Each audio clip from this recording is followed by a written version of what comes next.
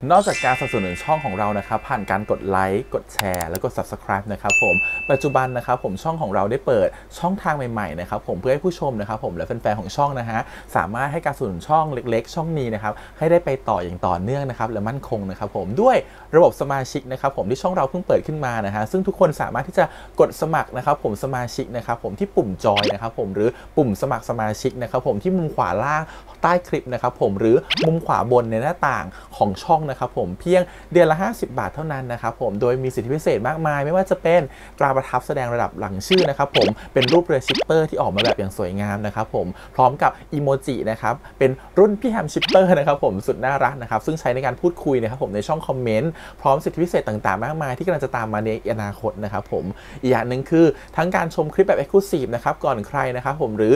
โอกาสที่จะได้ทำกิจกรรมต่างๆร่วมกันในอนาคตนะครับผมก็สำหรับสมาชิกเท่านั้นนะครับผมที่เก็บสิทธิ์นี้เอาไว้ให้กับทุกๆท่านนะครับแต่หากระบบสมาชิกยังไม่หนำใจนะครับผมเรายังมีช่องทางอื่นให้สนับสนุนกันนะครับผมไม่ว่าจะเป็นระบบซุปเปอร์แตงนะครับผมซึ่งหากผู้ชมเนี่ยเจอสัญลักษณ์นะครับรูปหัวใจนะครับผมที่มีดอลลาร์ไซน์นะครับผมหรือสัญลักษณ์รูปเงินดอลลาร์อยู่เนี่ยข้างใต้คลิปใดคลิปหนึ่งเนี่ยสามารถที่จะคลิกนะครับผมเพื่อโดเนทนะครับผมแทนคำขอบคุณนะฮะเพื่อเป็นการสนับสนุนช่องได้นะครับหรือจะเป็นการโดเนทนะครับผ่านบัญชีธนาคารนะครับผมซึ่งได้ใส่รายละเอียดเอาไว้แล้วนะครับข้างใต้คลิปนี้นะครับผมเอาไว้ที่คำบรรยายใต้คลิปนอกจากนั้นนะครับผมเรายังได้เปิด Line Open Chat นะครับซึ่งชื่อว่า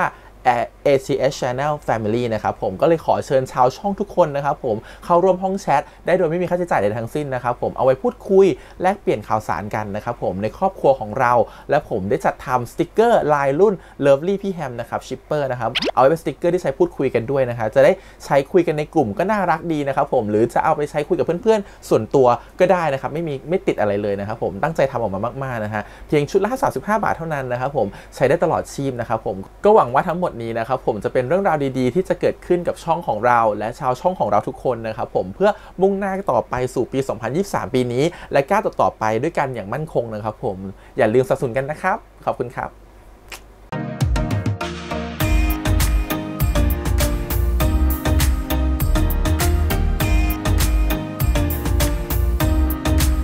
สวัสดีครับยินดีต้อนรับสู่ช่อง ATS Channel นะครับกับพบกันอีกครั้งการ reaction นะผมวันนี้อยู่พี่แฮมนะครับกับการซีรีส์เรื่อง My Stand In ตัวนายตัวแทนนะครับผม EP ที่ 3นะครับผมวันนี้หน้ายังช้ำๆอยู่เนาะยังมีความแดงๆและเรื่อยอยู่นะครับก็นิดนึงนะครับผมก็อาจจะดูแบบว่าไม่ค่อยน่าดูนิดนึงแต่ก็โอเคเดี๋ยวเรามา react กันต่อดีกว่า EP นี้นะครับผมก็แบบบอกเลยว่ามันยังอยู่ในเรื่องราวในอดีตอยู่นะครับระหว่างตัวหมิงกับโจนะครับว่าตกลงยังไงแต่ฉันพี่ปักธงไปแล้วไงว่าพี่ทีมโจเพราะฉะนั้นเดี๋ยวต้องขอดูก่อนว่าจะรักหมิงได้หรือเปล่านะครับเพราะขอดูอีกสักนิดนึงว่าหมิงเขาจะน่ารักขนาดไหนกับโจแต่ถ้าเขาไม่น่ารักเนี่ยก็ต้องแน่นอนอยู่แล้วว่าทีมเราก็คือทีมโจเพราะฉะนั้นหมิงแกโดนด่าแน่โอเคเดี๋ยวไปดูกันต่อดีกว่ากับ EP ที่ 3นะครับว่าจะเป็นยังไงต่อนะเรื่องราวของ2คนนี้นะก่อนอื่นเลยขอบคุณก่อนนะทางไอฉีอีนะครับผมที่อนุญาตทำ reaction ได้นะครับไปดูกันเลยครับผมกับ My Stand In ตัวนายตัวแทนครับ EP ที่ 3ไปเลยการได้ใช้ชีวิตอยู่ด้วยกันต่อไหมเป็นหมาไปไหนมาไหนด้วยกันขนาดนี้ฮะเห็นผมเป็นหมาหรอไม่ได้เห็นเป็นหมามีความสุขด้วยกันไหนเนี่ยก็กันเนาะแต่ความจริงนี้นี่หมิงมันจะอยู่ไปได้อีกนานเท่าไหร่เนาะก็ถือว่าไปนั่งเลยหลังสมกันเนาะแต่ถ้านี่เป็นความฝันอะไรรูปไงมันก็คงเป็นความฝันที่ดีที่สุดไปเลยถ่ายกับต้นนั่นเลยอุ้ยอะเอาอีกทำไมเป็นความฝันที่ผมไม่อยากจะตื่นขึ้นมาเลยเคยได้ยินเพลงนี้ไหมลูกฝันดีหรือฝันร้าย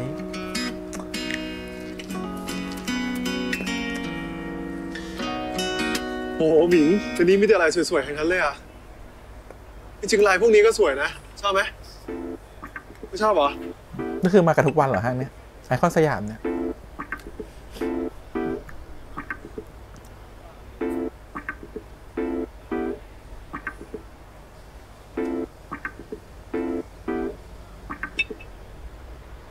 หมิงวันนี้ดิแก้วคู่นี้น่ารักมากเลยอ่ะจะซื้ออะไรเยอะแยะเนี่ยที่บ้านมีอยู่แล้วไม่ใช่หรอเอาก็ที่บ้านมันเก่าหมดแล้วแล้วหมิงอุตส่าห์ย้ายเข้ามาอยู่กับพี่ทั้งทีพี่ใช้หมิงใช้ของเก่าๆได้ไงล่ะเนี่ยเรานะมันก็ชอบไปนี่ดูแก้ว2อันนี้น่ารักมากอ่ะหลงเขาแล้วก็ให้จริงๆแก้วคู่เลยพี่อยากใช้มานานแล้วแต่ว่า ตอนนั้นพี่ไม่มีแฟนอะ แล้วใครบอกว่าผมเป็นแฟนพี่อะ โอ้ยะ อ้าวเหรอพี่ก็นึกว่า บอกเลยนะถ้าอยู่ด้วยกันไปเรื่อยๆอะพี่ไม่ได้อยากได้ผมเป็นแฟนหรอก ก็รู้ตัวนี่โถ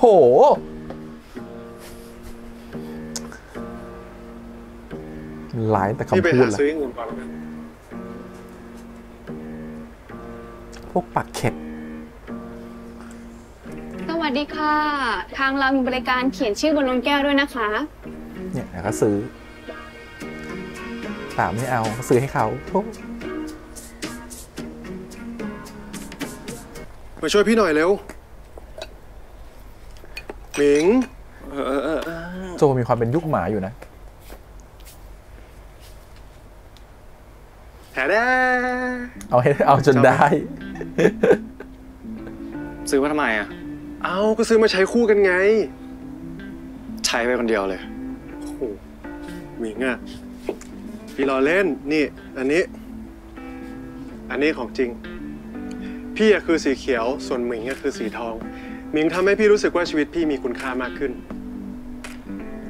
นี่พี่เป็นใบไม้เหรอ โหอีกแล้ว แล้วซื้อมาเยอะแยะเนี่ย ที่บ้านมีต้องเยอะแล้วเนี่ย ก็เปลี่ยนบ้างไม่ได้หรอนี่สุดท้าย rare item แฉด้มันคือปลอกหมอนที่มีคู่เดียวในโลก เพราะว่ามันมีชื่อหมิง แล้วก็มีชื่อพี่เป็นไง ใช้ไปคนเดียวเลย โหหมิงอะตอนออกมาพี่ได้โบรชัวร์มาด้วยพี่รู้สึกว่าบ้านของเราอะอยู่มานานแล้วอะแล้วพี่ก็ว่ามันเล็กไปสำหรับเรา2 คนอะมันเป็นโบรชัวร์ของอัครโยธากรุ๊ปพี่เห็นดาราเขาอยู่กันเยอะ แต่พี่ก็ไม่รู้ว่าพี่จะกู้ผ่านหรือเปล่านะหมิงลองดูนะ ชอบไหม ของบ้านตัวเองหรือเปล่าอ่ะ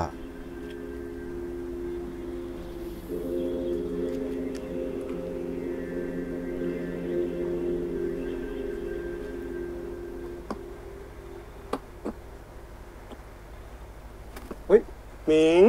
ไม่ต้องหรอก แค่มีเตียงใหญ่ๆผมก็โอเคแล้วมาผมช่วยเปลี่ยนไหม ไม่เป็นไรเดี๋ยวพี่ทำเองหมิงโอ้ยหมิงเดี๋ยวพี่เปลี่ยนก่อน ถ้าวันนั้น ผมเอะใจสักนิด ทุกอย่าง ก็คงไม่ต้องมาลงเอยแบบนี้ ต้องเป็นเรื่องกับตระกูลแน่ๆเลยอ่ะ แต่พี่อยากหารายได้เสริมว่ะ จริงมันก็แก่ลงทุกวันนะไม่รู้ว่าจะบูได้อีกนานแค่ไหน พี่โจพี่ เมื่อวันก่อนนะผมได้ยินว่า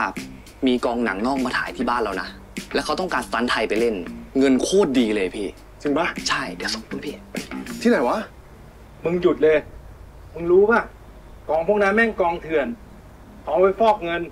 ตายหาขึ้นมาไม่มีใครรับผิดชอบนะเว้ย มึงก็แนะมั่วซั่ว ว่างมากมาช่วยกูเคลียร์รังเนี่ย มึงเชื่อกูมันไม่คุ้ม ครับพี่ พอดีว่าพี่ตรงเขาจะไปอีเวนต์อะฉากเต้นรำกูก็เลยคิดว่าจะปรับบทให้พระเอกอะใส่หน้ากากแล้วก็ให้มึงเล่นแทนไปเลยโจ พี่เป้า นี่มันฉากสำคัญที่แฟนคลับเขารอดูนะคะ ก็แล้วทำไมอะคราวที่แล้วฉากจมน้ำสำคัญไหมพี่ตรงเขายังให้โจเล่นแทนได้เลย พี่เป้าครับ ผมว่าพี่เป้าใจเย็นก่อนนะพี่ คือผมเล่นเป็นในฉากเสี่ยงตายอะครับไอฉากเต้นรำอะไรแบบนี้ผมเล่นไม่ได้หรอกครับ ไอ้โจมึงทำหน้าที่อะไรสแตนด์อินใช่ไหมสแตนด์อินก็ต้องเล่นแทนได้ดิใช่ไหมครับพี่ตรง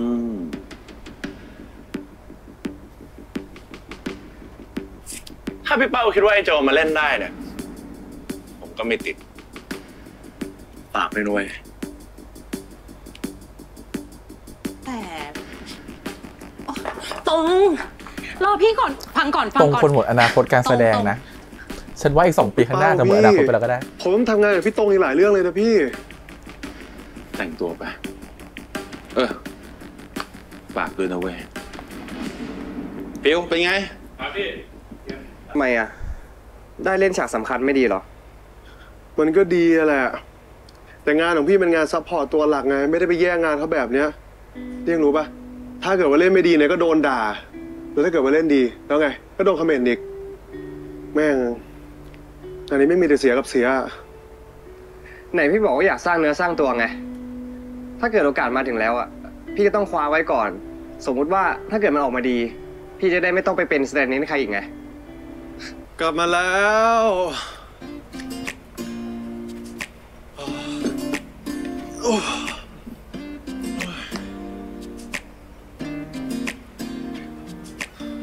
อะไรอะผิดคิวเหรอ นิดหน่อยอะแล้วเล่นฉากที่ไม่ถนัดอะยากกว่าฉากเจ็บตัวเยอะเลยโจวุฒที่บ้านเมียพี่อ่ะเขาส่งกุ้งแม่น้ำมาให้เผื่อว่ากูแดกไม่ทันแล้วเอามาฝากมึงเนี่ยแต่ว่าวันนี้มึงมีแขกเหรอ ครับอันนี้หมิงครับเขาเป็นเป็นเพื่อนพี่โตครับ เป็นแฟนไม่ได้ สบายนะครับ เป็นได้แค่เพื่อน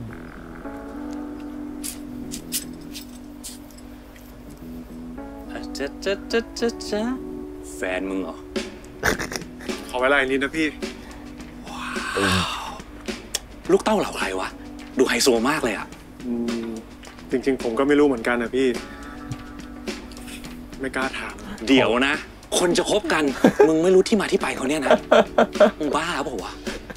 ขอเวลาอีกนิดนะพี่ผมกำลังจะเป็นควายแล้วพี่ แล้วไง ผมจะโดนหลอกแล้วพี่ พี่มาถึงบ้านผมวันเนี้ย หมดตัว จะคุยเรื่องงานวันนี้ใช่ไหม มานี่มา หลอกให้รัก แม่งเราพูดยากนะ คือเรื่องที่เกิดขึ้นวันนี้เขาลือกันให้แซดเลยว่าไอ้ตรงอ่ะโดนสแตนด์อินขโมยซีน ผมก็พยายามปฏิเสธแล้วอะพี่ แต่ก็ไม่รู้จะไปเบรกพี่เป้าเขายังไงอะ ไม่เป็นไรหรอก กูเข้าใจมึง แล้วกูก็เคลียร์ให้แล้วด้วย ก็ง่ายๆ เดี๋ยวเราจะเลยชูตซีนนี้ใหม่ เพราะว่ายังไงอ่ะ เราก็ต้องรักษาหน้าตรงเขาให้หน่อย เพียงแต่ว่าวิธีเนี้ยไอ้ที่มึงเล่นมาทั้งหมดอ่ะมันจะไม่ได้ใช้ เฮ้ยผมโอเคพี่ ดีเลยแบบนี้ผมว่ามันสบายใจกว่าด้วย จริงๆซีนแบบนี้ผมก็อยากเล่นนะ แต่ว่ามันต้องไม่ใช่แบบเนี้ย มันต้องอย่างนี้ดิวะทัศนคติดีมากโจ แต่กูไม่ให้น้องกูเหนื่อยฟรีหรอกเว้ยไอ้คลิปการแสดงของมึงวันเนี้ยกูส่งไปให้โปรดิวเซอร์ดูทั้งวงการเลยเขาตื่นเต้นมาก ไม่มีใครนึกถึงว่ามึงจะมีพรสวรรค์ในการแสดง เพราะฉะนั้นเดี๋ยวสักวันหนึ่งอ่ะเดี๋ยวต้องมีคนมาชวนมึงไปเล่นเป็นตัวหลักแน่ๆเชื่อกู ขอบคุณนะพี่วุฒิ น้องรักกู หนูจะอยู่รอได้ถึงวันนั้นไหมลูก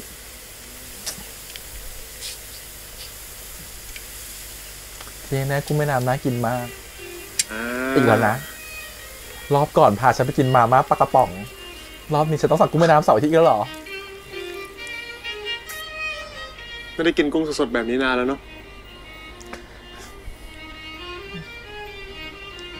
ทำไมพี่ถึงไม่ยอมบอกผมอะว่าพี่ได้เล่นซีนสำคัญแทนพี่ตรง ก็พี่เห็นว่าหมิงสนิทกับพี่ตรงเขาอะพี่ก็เลยไม่กล้าบอกกลัวว่าเดี๋ยวหมิงจะโกรธอะ ผมจะโกรธพี่ทำไมอะ นั่นสิเนาะกินกุ้งดีกว่าพี่แกะให้ เฮ้ยไม่เป็นไร วันนี้พี่เหนื่อยละเดี๋ยวผมเป็นคนแกะให้พี่เอง ขอบคุณนะ นี่วันนี้พี่วุฒิเขาถามพี่มาด้วยว่าหมิงไม่สนใจไปเป็นนักแสดงในสังกัดของพี่วุฒิหรอ ไม่เอาอะพี่ ผมชอบอยู่เงียบๆมากกว่าแล้วอีกอย่างผมชอบแสดงเป็นคนอื่นอะ พี่ก็ว่างั้นแหละ เดี๋ยวมันจะมีงานเลี้ยงปิดกล้องหนังวันเสาร์เนี้ยพี่วุฒิก็เลยฝากมาชวนหมิงไปด้วย พี่อยากผมไปปะล่ะ ก็ต้องอยากสิ แต่ถ้าเกิดว่าหมิงไม่อยากไปก็ไม่เป็นไรนะ เดี๋ยวพี่ไปเองได้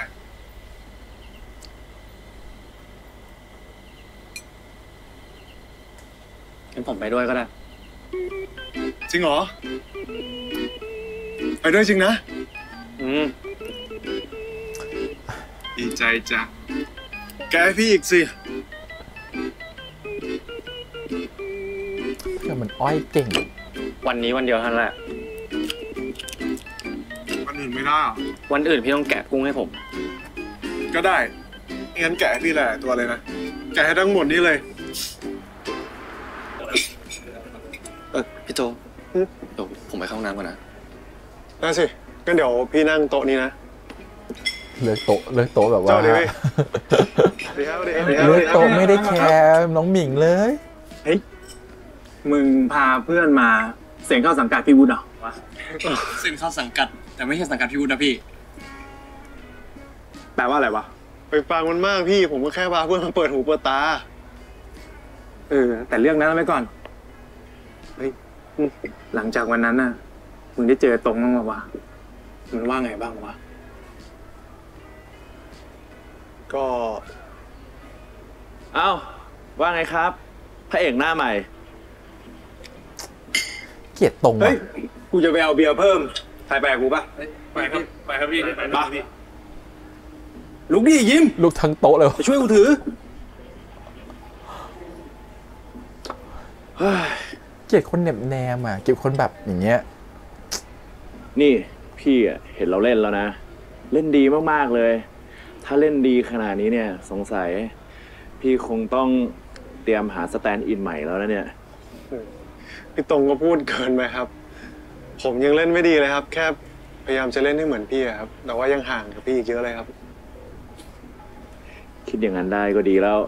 จะได้ไม่ต้องรู้สึกเสียใจที่โดนตัดซีนออกอุตส่าห์ตั้งใจเล่นนี่เนาะ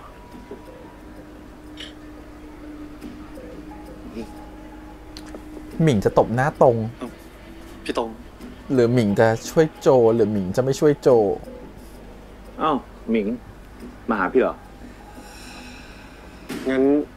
เดี๋ยวผมขอตัวก่อนแล้วกันนะครับ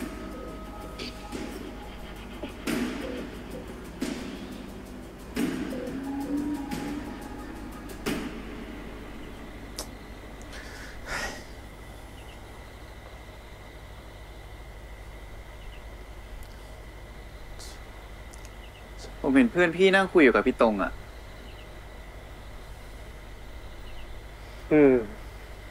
พวกเขาสองคนสนิทกันนะ ที่คนเขาว่ากันว่าพี่สาวเพื่อนพี่เนี่ยคบกับพี่ตรงอยู่ ก็เรื่องจริงอะดิ แล้วนี่งานเลี้ยงปิดกล้องของพี่แล้วซอนมาทำอะไร ก็มาหาพี่ไง ใกล้จะคริสต์มาสแล้วอ่ะ ผมจะมาชวนพี่ไปเที่ยวเผื่อพี่ยังว่างอยู่อ่ะ โทษทีนะซอนพี่ไม่ว่างแล้วอ่ะพี่คบกับหมิงเขาแล้ว รีบไปไหนเขายังไม่บอกเธอเลย อ๋อ วันนี้พี่ถึงพาเขามาเปิดตัวละดิ พี่ว่าพี่ฉาโอกาสบอกเราหลายรอบแล้ว แต่ว่าก็ยังไม่มีโอกาสสักที นี่ผมช้าไปอีกแล้วสินะ แต่ยังไงก็ยินดีด้วยนะพี่ ลูกน่าจะมาเร็วกว่านี้ เอาเลยเว้ยไม่ยุ่ง หมิงเดี๋ยวก่อนดิหมิง โอเคถ้ามาเร็วก็ได้ขึ้นสวรรค์แล้ว หมิงนี่หมิงใจเย็นๆก่อนหมิงใจเย็นเราค่อยมาเอิญเจอกันเอง ชอบเอาดอเหรอเนี่ย ผมเคยบอกพี่แล้วไม่ใช่เหรอว่าไม่ให้ไปยุ่งกับมัน แต่เราอยู่บริษัทเดียวกันนะ ตรงไหน นี่หมิงเดี๋ยวซอนก็ เดี๋ยวมีคนเข้ามาเห็น ก็ให้แม่งเห็นไปดิ มันจะได้รู้ไงว่าพี่เป็นของผม ใครเข้ามา ใครเข้ามา ใครเข้ามาชี หมิง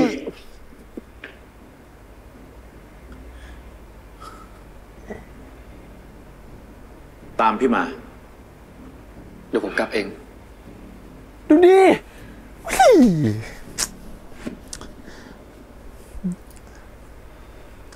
มันโดนไล่อ่ะ วันนี้เอาให้เต็มที่ แหมเฮ้ย ซูเปอร์สตาร์คนใหม่ของพวกเรามาแล้วครับ เป็นไงบ้างมึง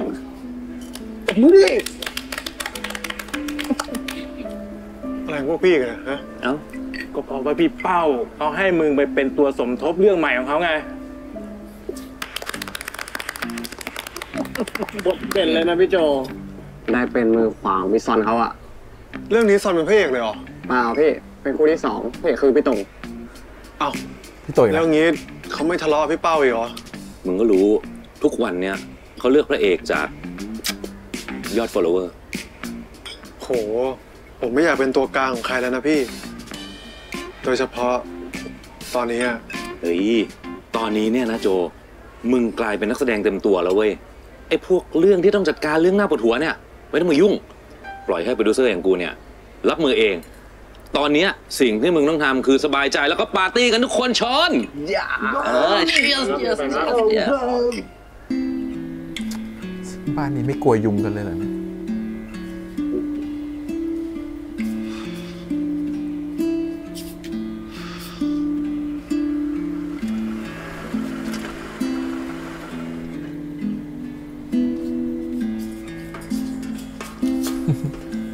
เห็นเขามาเราก็ต้องมานั่งเตะก่อนนะ อ้าวกลับมาแล้วเหรอพี่ชงชาไปให้กินสิ คุยกับพี่ตรงเป็นไงบ้างเหรอ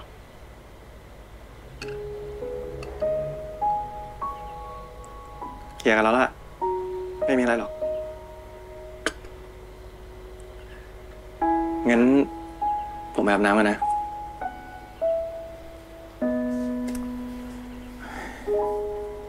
ไม่ใช่ตัวตายตัวแทนแล้วเธอกำลังจะเป็นของตายแล้ว พี่โจ ตรงนี้มันที่นั่งทีมงาน ดาราเขาไปกินที่ห้องแอร์นู่น เนี่ยไอ้ยิมถึงพี่จะดำเป็นซุปตานะ ยังไงพี่ก็จะนั่งกินข้าวตรงนี้ มีอะไรปะฮะ น้องโจ พูดกระทบใครอยู่ปะครับ ซุปตาปะครับ ซุปตาดารานักบู๊ปะครับ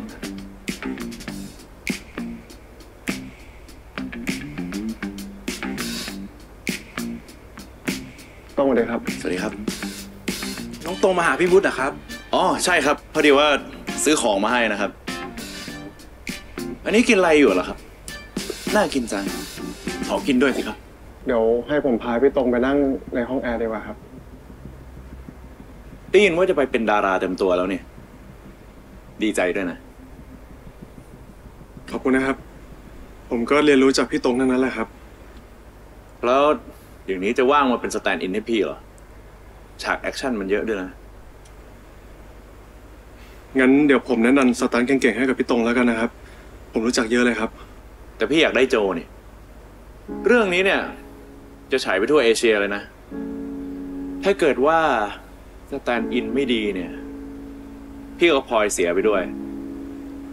คือพี่ตรงครับ คือผมไม่แน่ใจครับ ว่าผมจะรับงานควบได้หรือเปล่าครับ พอเหอะพี่รู้นะว่าเราพยายามหลบหน้าพี่เรื่องหมิง พี่ตรง จริงๆพี่ก็ไม่อยากยุ่งเรื่องของคนอื่นหรอกนะถ้ามันไม่เกี่ยวกับเรื่องส่วนตัวของพี่ทำไมพี่จะไม่รู้ว่านายหวังอะไร พี่ตรงหมายความว่าอะไรครับ อย่าบอกนะว่านายไม่รู้อ่ะ อ๋อคิดว่าเขามา ว่า เกาะ หมิงเป็นทายาทอั ร คร ว โย ย ธา อย่างเงี้ยคนมันมองโลกไม่ดีอย่างเงี้ยแหละ เอาจริงๆพี่ก็พอรู้นะว่านายเบื่อแล้วที่จะเป็นสแตนด์อินแต่ก็ไม่คิดเหมือนกันว่าจะหวังทางลัดแบบนี้ ก่อนออกมาพี่ได้โบรชัวร์มาด้วยของอัครโยธากรุ๊ปอ่ะ พี่เห็นว่าดาราเขามาอยู่กันเยอะ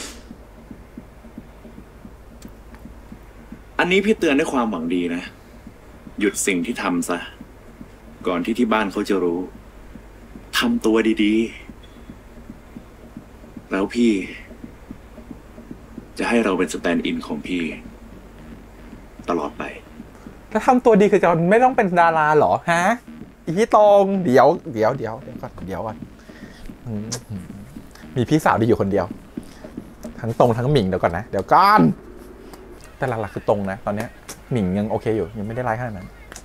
พี่โจ พี่โจหนังไม่สนุกเหรอ อ๋อ พี่แค่เหนื่อยๆนิดหน่อยอะ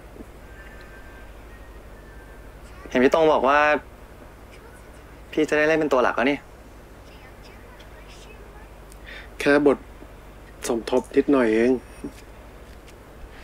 ทำไมหมิงถึงเลือกพี่อะ ถามอะไรเนี่ยพี่เองไม่ใช่หรอที่เป็นคนชวนผมขึ้นรถอะ แล้วหมิงมีความสุขหรือเปล่า พี่เป็นไรเนี่ย พี่ก็แค่อยากรู้ว่าหมิงมีความสุขหรือเปล่า มีสิ พี่ไม่มีเหรอ พี่ก็มี แต่ว่าพี่แค่กลัวว่าพี่จะมีความสุขอยู่แค่คนเดียว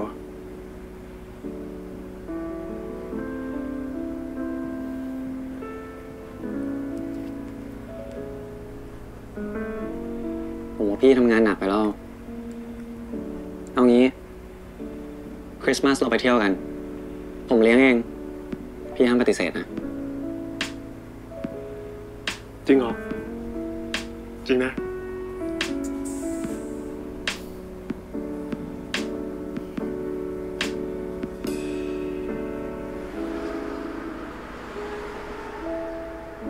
จริงๆเต้าตัวเองก็ไม่ได้คิดหวังจะไปเอาอะไรจากเขาอยู่แล้ว ด้านในค่ะ แต่คนอื่นมองเข้ามามันไม่โอเค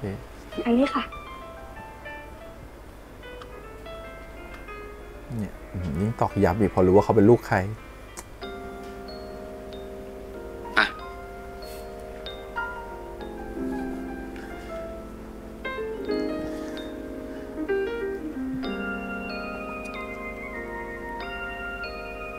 ไม่สมเป็นคิดมันเลยมาเลี้ยงร้านโอชาเนี่ย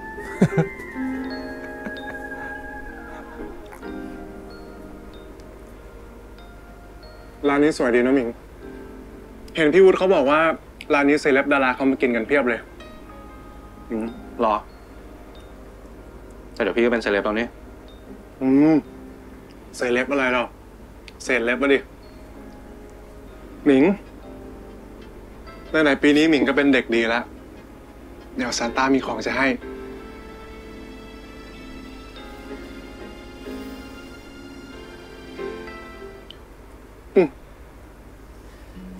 ไปซื้อมาตอนไหนเนี่ย ไม่บอก ลองแกะดูก่อนสิว่าชอบไหม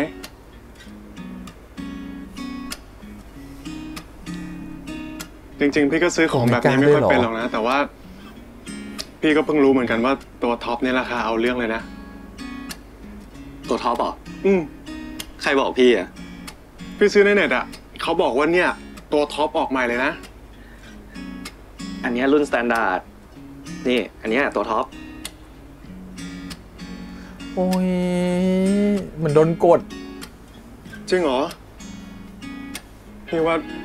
พี่เลือกร้านดีแล้วนะ งั้นไม่เป็นไรแล้วกันเดี๋ยวพี่ซื้อให้หมิงใหม่แล้วกันนะ ไม่เป็นไร แต่คือหมิงเขาเล่นนาฬิกาเหรอไงเขาสะสม ถึงจะไม่ให้ตัวท็อป แต่ผมก็ชอบนะ จริงเหรอ นี่บอกถึงใครหรือเปล่า ไม่ใช่ตัวท็อปผมก็ชอบ แล้วมันจะไม่ธรรมดาไปหน่อยเหรอ ธรรมดาเราชอบไม่ได้ไง ใส่หน่อย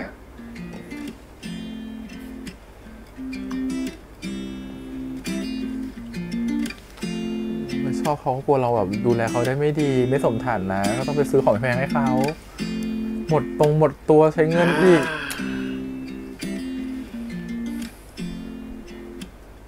ชอบไหม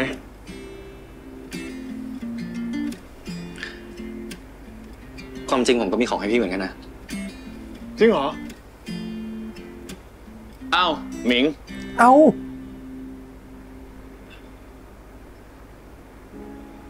เจ โลกกลมดีจังนะ บอกแล้ว ไปกินข้าวด้วยกันสิ พี่จองมุม VIP ไว้ ไม่เป็นไรดีกว่าครับ ผมไม่อยากรบกวนพวกพี่อะ ไม่เห็นต้องเกรงใจเลย วันคริสต์มาสทั้งทีเนี่ย เราต้องกินข้าวกันพร้อมหน้าพร้อมตาสิ จริงไหม นั่นสิหมิงชวนเพื่อนไปกินด้วยได้นะ เธอเห็นไหมว่าคริสต์มาสไม่มีใครมาเลยเพราะมันเขาคริสต์มาสเขามากินอาหารไทยอะไรกันล่ะคริสต์มาสทุก ขอบคุณครับ ร้านนี้ร้านประจำของทุกคนเลยไงฮะ มากันบ่อยมาก นี่โจเป็นเพื่อนกับหมิงเหรอ ใช่ครับ แล้วเราสองคนรู้จักกันได้ยังไงอะ คือโจเขาเป็นสแตนด์อินของพี่ตรงนะครับพอดีผมได้ไปกองมาบ้างก็เลยได้เจอพี่เขาอะ เป็นสแตนด์อินอย่างนี้ก็ต้องเล่นฉากบู๊แทนพี่ตรงเยอะเลยอะสิ เก่งอะเจ้นี่ดูทุกเรื่องเลยนะ ขอบคุณนะครับ แล้วนี่คิดไงมากินข้าวกัน2 คนในวันคริสต์มาสล่ะว่าไง หรือว่ามีเพื่อนตามมาล่ะ คือ ผมเป็นคนชวนพี่โจมาเองอะครับ ซอนมาช่วยไว้ใช่ไหมลูก พี่เขาน่าจะเจอกับหมิงที่นี่ก็เลยมานั่งรอด้วยกัน ใช่ไหม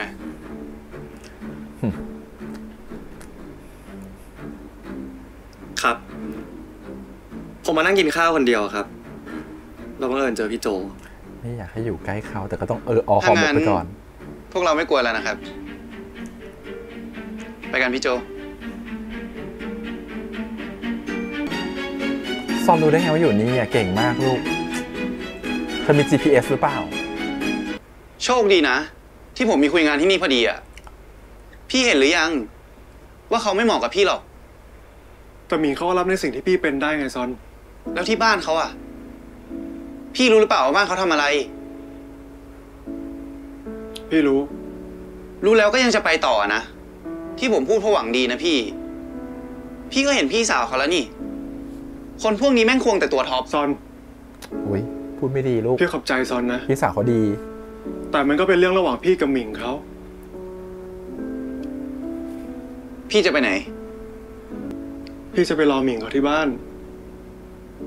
ถ้าเป็นผมอะผมจะไม่ทำให้พี่รู้สึกอึดอัดแบบนี้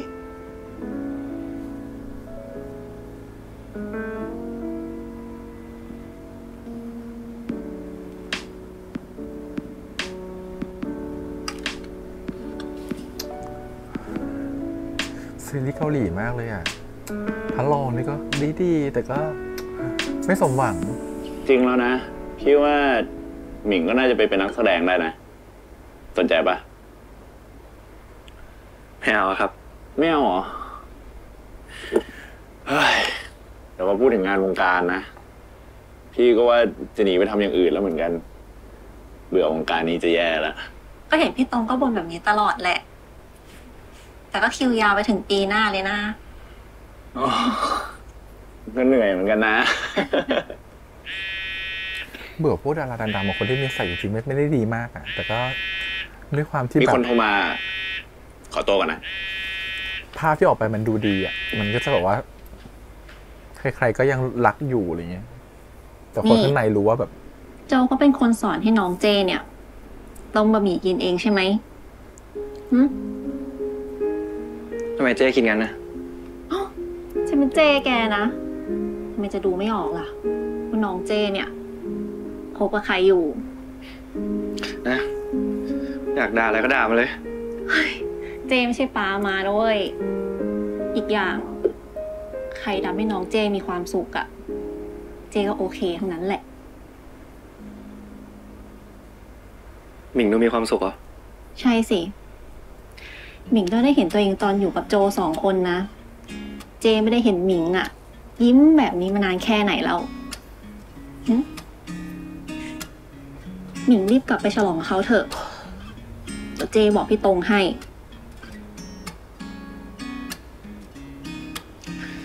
ขอบคุณนะ Merry Christmas Merry Christmas เจ๊แสนดีที่สุดเลยอ่ะเจ๊ต้องรับมง รีบไปเลย ดีเลิศ เดี๋ยวผมกลับก่อนแล้วกันครับ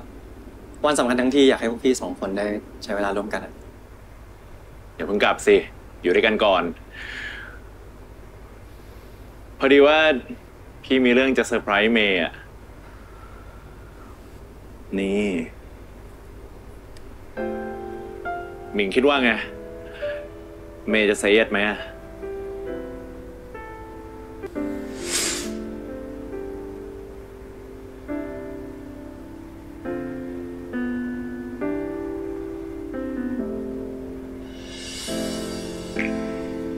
อันนี้คือตอนใส่แว่นคือในอดีตนี่เอง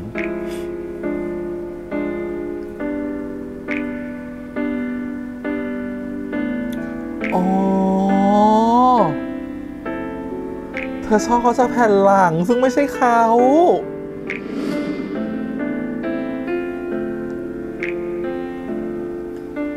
พี่ตรงไม่ต้องห่วงหรอกครับ เจเขารักพี่จะตาย เจเขาคงต้องดีใจมากแน่ แล้วหมิงล่ะ ดีใจไหม ที่จะได้พี่เป็นพี่ชายอ่ะ ดีใจสิครับจริงๆพวกพี่2 คนเนี่ยเหมาะสมกันที่สุดแล้วยินดีด้วยนะครับ เอาหมิงกลับแล้วเหรอ เราไปเสิร์ฟได้ไหมคะ โอเคครับ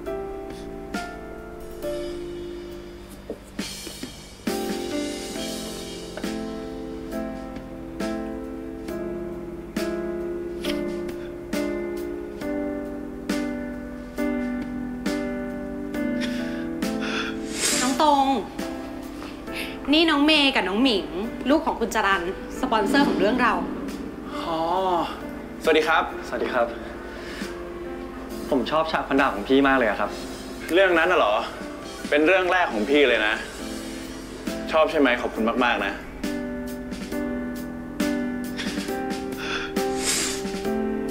รักแรก งั้นผมขอถ่ายรูปด้วยได้ไหมครับ ได้สิ มา ใกล้ๆเลยใกล้ๆเลย โอเคนะคะ1 2 3 ขอบคุณนะครับ ได้ไหมคะ โทษนะครับ โทษนะครับ โทษนะครับ โทษนะครับ พี่ขอตัวก่อนนะ อันนี้ชื่อเมย์ใช่ไหมครับ ใช่ค่ะ ตอนนี้น่าจะเรียนอยู่มหาลัยแล้วสิใช่ไหม แต่ปี ปี 3เหรอ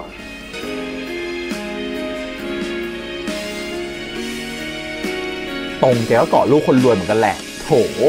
ช่วยด่าให้ อเมริกา เรียนอยู่ที่นี่ก็ดีอยู่แล้ว จะถอไปทำไม ใครจะดูแลหมิงฮะ หมิงแค่ไม่อยากอยู่ที่นี่แล้วอ่ะ หมิงอยากอยู่คนเดียว อยากอยู่คนเดียว หมิงจะอยู่ยังไง ไหนบอกแม่สิ หมิง จะเรียนที่ไหนอยู่รัฐ อยู่ อะไร ได้แม่ หมิงคุยกับแม่ก่อน อยู่ได้ หมิง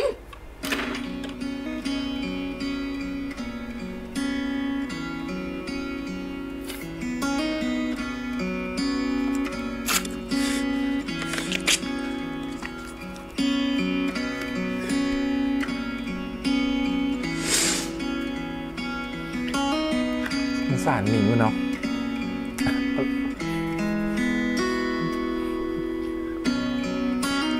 ทำทีก็ชม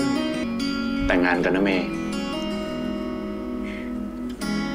ค่ะ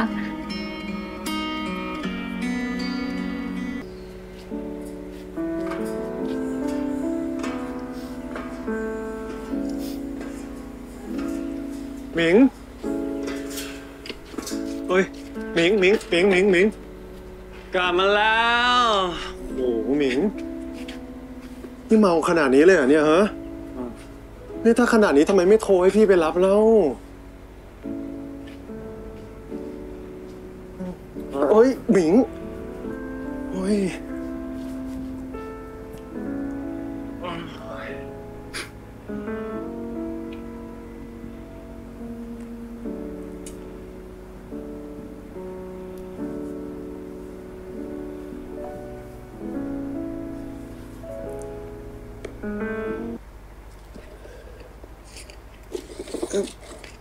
อะไรอ่ะ แก้ววันนั้นเหรอเปล่า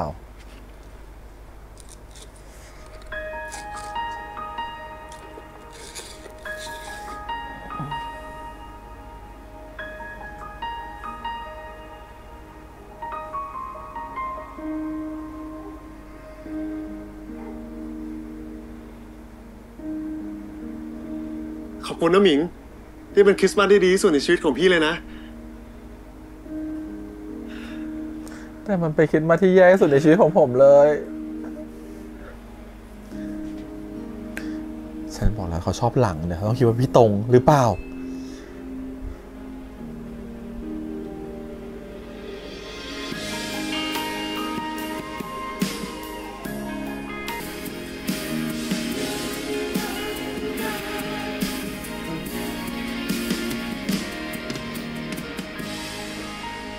พี่ตรง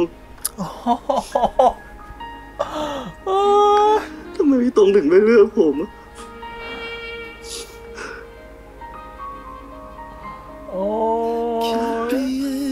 ทำไมหมิงถึงเลือกพี่อะ ถามอะไรเนี่ยพี่เองไม่ใช่หรอที่เป็นคนชวนผมขึ้นรถอะ ถ้าตัดหัวพี่ออกอะดูยังไงก็พี่ตรง ยิ่งถ้ามองจากข้างหลังนะ ใครมันจะไปเหมือนกันได้ขนาดนั้นวะ พี่ตรง หมิงชอบท่าข้างหลังเหรอก็พี่เห็นหมิงทำแต่ท่าเนี้ย โอ้เธอแคลกออกเลยใช่ไหมล่ะว่าเขาชอบเธอเพราะเธอเป็นตัวแทน พี่โจมึงทำหน้าที่อะไรสแตนด์อินใช่ไหมสแตนด์อินก็ต้องเล่นแทนได้ดิ อย่าหลงตัวเองให้มากนักนะพี่มันก็แค่สแตนด์อิน อ๋อ ทำไมพี่ตรงทำไมอะ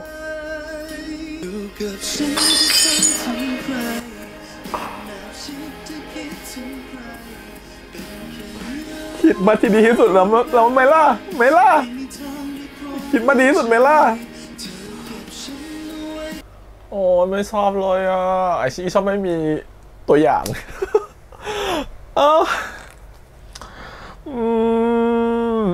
โอเค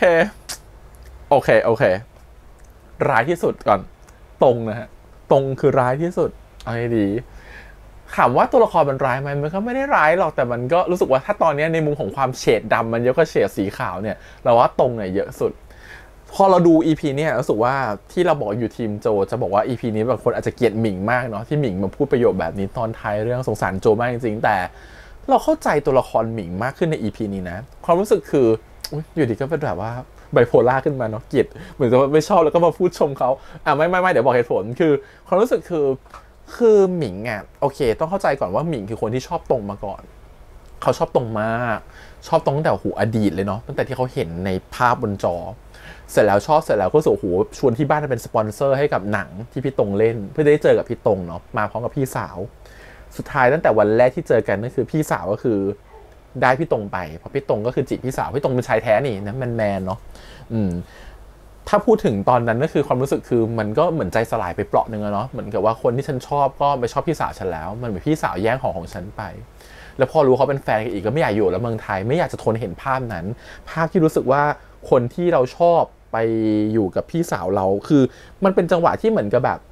จะเกลียดพี่สาวก็เกลียดไม่ได้เพราะว่าพี่สาวก็คือคนที่เป็นแบบเป็นพี่น้องกันเนาะนึกถึงจังหวะจะเกลียดพี่สาวก็ได้เจอจังหวะที่เหมือนกับว่าพี่สาวก็บอกอีกว่าตอนเด็กอ่ะ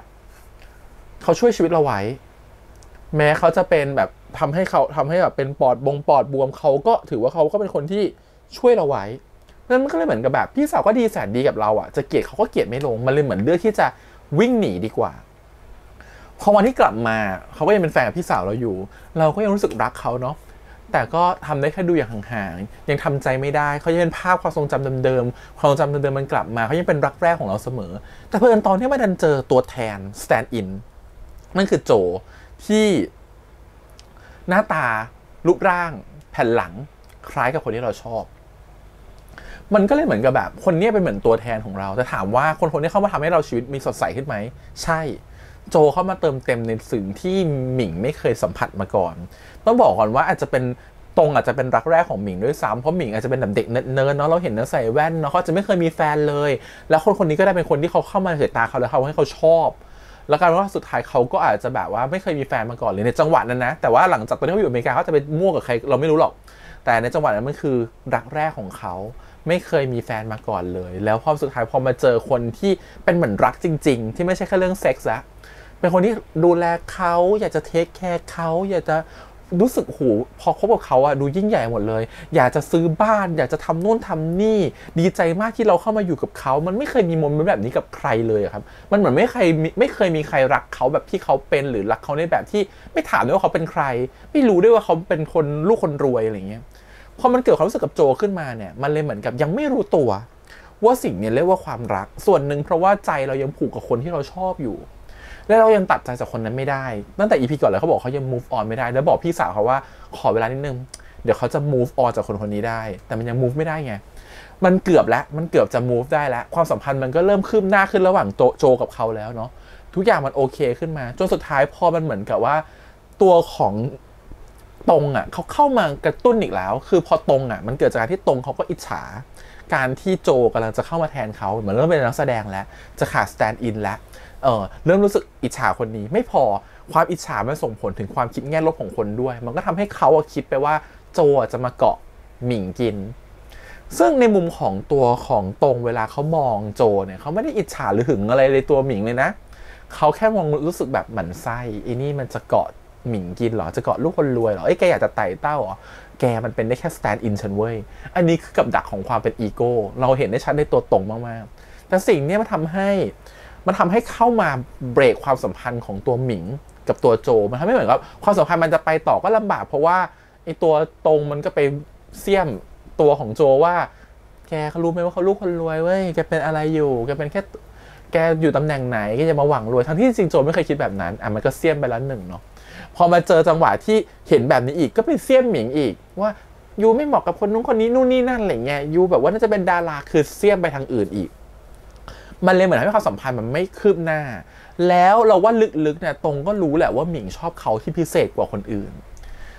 งั้นการที่เขามาแทรกกลางในจังหวะที่กินข้าวจะเป็นจังหวะที่โมเมนต์ดีๆเนี่ยเรารู้สึกว่าจังหวะนี้เป็นจังหวะที่ตัวของหมิงเริ่มที่จะใจอ่อนและเริ่มเปลี่ยนใจเริ่มที่จะ move on ได้แล้วแต่พอเจอตัวของตรงเข้ามาตอกย้ำในจังหวะนี้อีกเนี่ย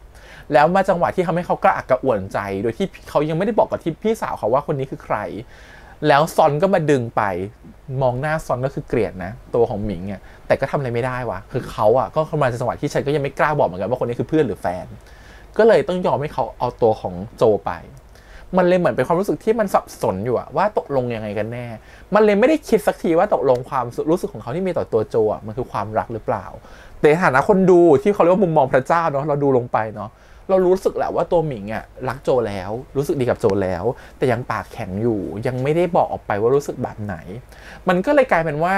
ตัวของหมิงเองอ่ะมันอยู่ในช่วงคาบเกี่ยวของความสับสนพอดีว่าตกลงจะไปซ้ายหรือจะไปขวาจะรู้สึกหรือไม่รู้สึกกันแน่พอมันเป็นแบบเนี้ยสิ่งที่มันเกิดขึ้นคือมาเจอช็อตเด็ดตอนที่พี่ตรงจะขอพี่สาวเขาแต่งงานมันก็เลยเหมือนใจสลายก่อนอ่ะมันเลยเหมือนแบบ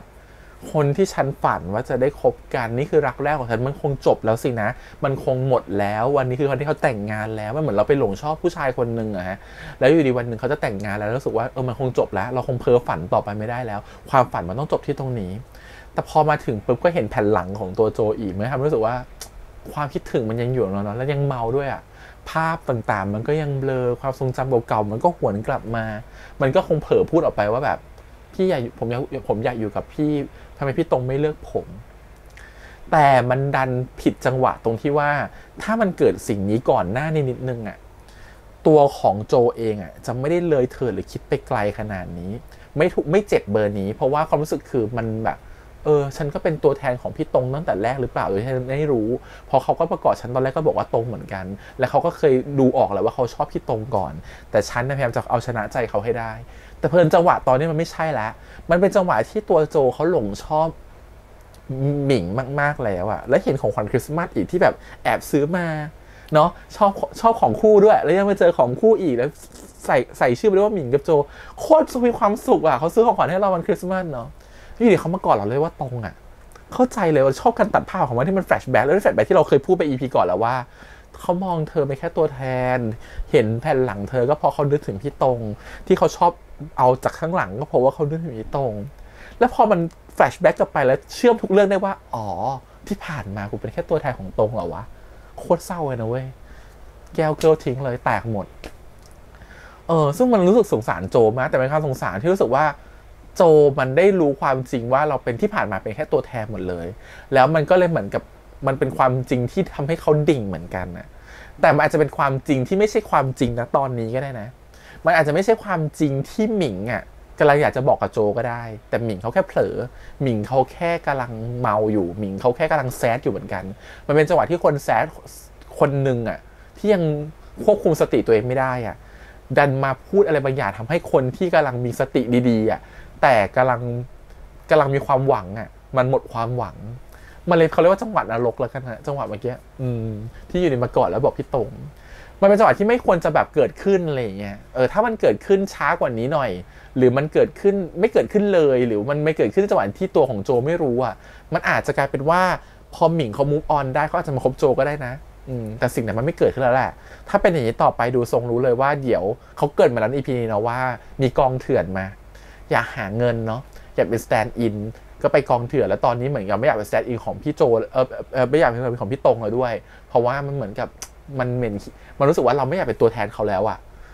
เราจะเข้าใจความรู้สึกของโจหลังจากนี้นะเพราะรู้สึกว่าที่โจไม่รับเป็น stand in ของตงอะหลังจากนี้น่าจะเป็นเพราะว่าเขาไม่อยากเป็นตัวแทนของตงอีกต่อไปเขาไม่อยากเป็นแบบใครคนหนึ่งที่เป็นตัวแทนของใครก็อยากจะเป็นตัวของเขาเองและอยากจะพิสูจน์ให้เห็นว่าตัวเขาก็โดดเด่นได้เหมือนกันเราเชื่อว่าหลังจากนี้เขาจะรับงานไม่ว่าจะเป็นแบบนักแสดงเสริมหรือจะเป็นแบบ stand in แต่พอไปรับ stand in ที่ไม่ใช่เป็นตรงอ่ะมันก็ไปกองเถื่อนไงก็เลยถึงแบบที่เราเห็นตอนนั้นก็คือตกหน้าผาก็นำไปสู่เหตุการณ์นั้นซึ่งเราไม่รู้ว่าหลังจากนี้มันจะมีเหตุการณ์ที่มันเพิ่มเข้ามาอีกหรือเปล่านะอารมณ์แบบว่าทำให้ตัวของโจมันเจ็บช้ำหรือโกรธมากกว่านี้อีกหรือเปล่าหรือมันจะเป็นแค่นี้แล้วเบรกเลยแล้วก็ไปถึงอนาคตเลยหรือเปล่าเนี่ยมันไม่แน่ใจแต่คิดว่ามันอาจจะยังไม่ถึงขั้นนั้นมันน่าจะมีจังหวะที่หมิงออกตามหาโจอยู่ก็ได้แล้วก็อาจจะทำแล้วโจก็หนีไปเรื่อยๆอะไรเงี้ยแล้วหมิงก็อาจจะทำอะไรบางอย่างที่พูดไม่ดีกับโจอีกสักครั้งหนึ่งทำให้โจเลือกที่จะหนีออกไปเพราะจังหวะที่โจไปทำ stand in เนี่ยจะได้มาที่เขาจะมีจังหวะที่โทรมาแล้วโจเหมือนกับกำลังจะคุยอยู่แล้วก็ต้องรีบไปเข้ากองพอดีก็เลยไม่ได้คุยต่อเหมือนหมิงพยายามจะบอกอะไรบางอย่างแล้วก็ไม่ได้บอกเพราะนั้นก็เลยคิดว่าการที่หมิงจะบอกตอนนั้นอาจจะเป็นจังหวะที่จะบอกก็ได้ว่าผมรักพี่แต่ไม่ได้มีโอกาสบอกแล้วพี่เขาตายก่อนมันก็เลยกลายเป็นว่าการที่หมิงมาเป็นดาราอาจจะเพราะว่าส่วนหนึ่งอาจจะอยากเป็นคนดังตามที่ใครๆบอกเขาหรือว่าตามที่ตัวของโจเคยบอกเขาว่าเป็นดาราได้หรือการจะเป็นดาราของหมิงอาจจะเพราะว่าต้องการที่ถ้าวันใดวันหนึ่งพี่หมิงไม่ได้ตายพี่หมิงกับพี่โจไม่ได้ตายโจกลับมาเจอเขาจะได้เห็นเขาได้ง่ายขึ้นเมื่อเขาอยู่ในแสงแล้วมันอาจจะทำให้เขาเปลี่ยนแปลงชีวิตเขาไปเลยก็ได้เลยเลือกที่จะเป็นดาราแต่ก็เป็นดาราที่ไม่เอาใครเลยก็ได้นะนิสัยเสียเหมือนกันอะไรเงี้ยเพราะมันเหมือนกับคนที่ไม่มีความรักอยู่แล้วฉันแบบจิตใจล่องลอยเป็นแบบนั้นก็ได้เพราะจะเห็นตอนพี่วุฒิพูดถึงหมิงดูจะเป็นการพูดที่เหมือนกับแบบกูไม่อยากได้คนนี้เป็นพระเอกเลยแต่ก็ต้องเอามาฟีลลิ่งแบบนั้นก็รู้สึกว่าเนี่ยมันเป็นจุดรอยต่อสำคัญคิดว่า EP หน้าคือ EP สำคัญนะฮะที่ต้องจับตาดูว่า เขาจะเล่าแบบไหนแต่เท่าที่เห็นตอนนี้คือโอเคแหละสงสารโจก็สงสารคือโจมันรักทั้งใจมันรักไปแบบโอ้โหคิดเกินไปแล้วแม้กระทั่งเขายังไม่บอกเลยว่าเป็นแฟนหรือไม่เป็นแฟนนะมันคิดนำไปก่อนแล้วมันคิดไปไกลกว่าเขาแล้วอะไรเงี้ยเราก็บอกแล้วว่าเวลาเราคิดไกลกว่าเราก็จะเจ็บมากกว่าเราหวังมากกว่าเราก็จะเจ็บมากกว่าสุดท้ายก็เจ็บขนาดนี้จริงๆอย่างเงี้ยโอเคทีนี้พูดถึงซอนก็สงสารอันนี้ก็เป็นคนที่มาช้าไปถ้ามาเร็วกว่านี้หน่อยก็คงจะได้คู่กันไปแล้วนะฮะก็เป็นสไตล์บทพระรอง แต่คิดว่ามันคงจะได้มีการมาเชื่อเฉือนกันใหม่แหละในอนาคตในซีนปัจจุบันเพราะว่าซอนก็ยังรักพี่โจอยู่และถ้าซอนรู้ว่าคนนี้คือคล้ายๆโจก็อาจจะจีบโจในตอนนั้นก็ได้รวมถึงหมิงก็อาจจะมาตามจีบอีกก็จะเป็นคู่แข่งคนสำคัญอีกรอบนึงก็ได้นะครับโอเคส่วนตัวละครที่เรามาพูดไม่ได้เลยใน EP นี้คือตงนะฮะตงเป็นตัวแทนของหลายๆอย่างนะฮะ เป็นตัวแทนของมนุษย์อีโก้สูงเป็นคนที่มั่นใจตัวเองมากๆแล้วก็คิดว่าตัวเองอยู่ในจุดสูงสุดที่ไม่ได้แคร์ใครนะฮะเราว่ามันน่าจะมีดาราที่เป็นสไตล์แบบนี้แหละจริงๆเราก็เคยได้ยินอะไรกันมาแบบนี้เนาะที่เบื้องหลังนี่ด่ากันฉ่ำมากแต่อารมณ์ว่าเบื้องหน้าคือคนชื่นชมอะไรอย่างเงี้ยก็มีเราว่าทีเนี้ยถามว่ามันเป็นบุคลิกที่เขาเรียกว่าไงนะมันรอในมุมของเรานะแล้วเราเป็นเหมือนเราดูดวงเนาะมันเป็นบุคลิกที่จริงๆเป็นบุคลิกที่ไม่น่ารักแล้วก็เป็นสิ่งที่จริงๆเราคนอื่นไม่ได้ชอบคนที่มีบุคลิกแบบนี้อยู่แล้วเป็นบุคลิกที่มันรอดับมันรอดวงไม่ดีมันรอถูกย่ำยีมันรอถูกคนเหยียบย่ำคือสมมติว่าคุณเป็นคนดังก็จริงนะแต่ถ้าคุณทำตัวเป็นนิสัยแบบตรงแบบเนี้ยเบื้องหลังกองนะคะทำตัวเหมือนกับแบบโอ้โหอีโก้สูงมากหยิ่งมากไม่ได้โซแคร์ใครมาก สุดท้ายแล้วอ่ะจริงๆไม่มีใครอยากทำงานกับคุณหรอกแต่เขาต้องทำเพราะคุณดังคุณมี follower เยอะคุณมีคนติดตามเยอะคุณมีกระแสแต่พอถึงวันหนึ่งแล้วอ่ะถ้าสมมุติว่า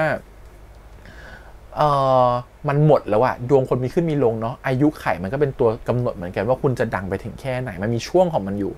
พอถึงจุดที่คุณไม่มีกระแสแล้วคุณหมดความดังแล้วอะ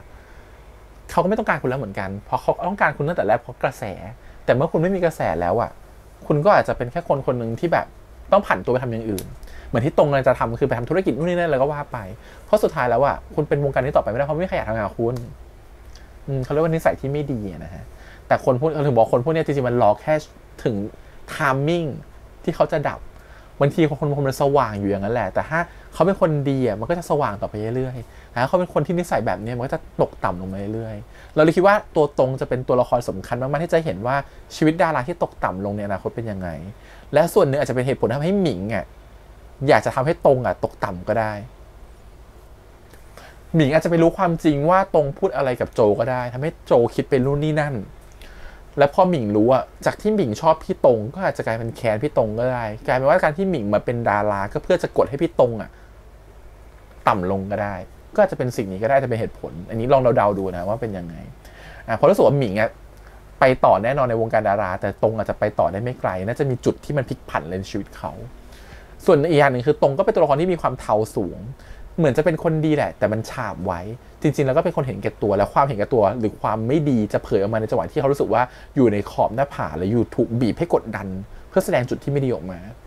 แล้วพอเขารู้ว่าตัวของสแตนด์อินเขาเนี่ยอย่างโจเนี่ยทำได้ดีกว่าเขามีคนชมอ่ะมันเกิดความอิจฉา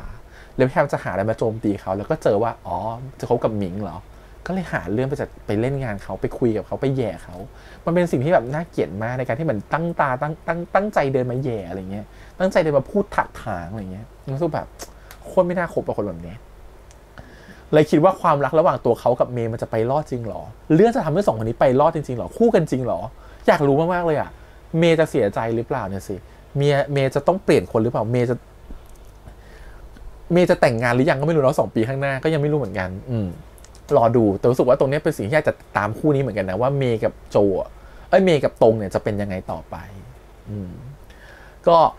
ส่วนเรื่องของความชอบกลับมาที่ตัวของหมิงนิดนึงความรู้สึกคือหมิงอ่ะความประทับใจแรกของหมิงที่เห็นบนจอก็คือฉากแผ่นหลังอีหนังที่ฟันดาบอะไรกันน่ะซึ่งแผ่นหลังนั้นเราเชื่อว่าแผ่นหลังของตัวของโจแต่แรกไม่ใช่แผ่นหลังของตรง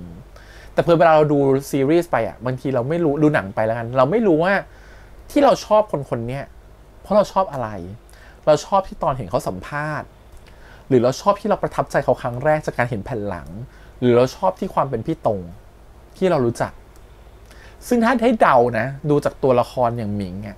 ไม่ได้ชอบที่เป็นพี่ตรงที่เรารู้จักมันเหมือนพยายามจะหลอกตัวเองว่าชอบคนนี้แต่ความชอบแรกเริ่มที่มันเห็นนะมันคือแผ่นหลังคนเราสามารถชอบคนนึงจากแบบภาพอะไรบางอย่างได้นะฮะเพราะว่าหมิงก็อาจจะเป็นแบบนั้นที่ชอบแผ่นหลังของเขาจังเลยชอบลุคแบบนี้จังเลย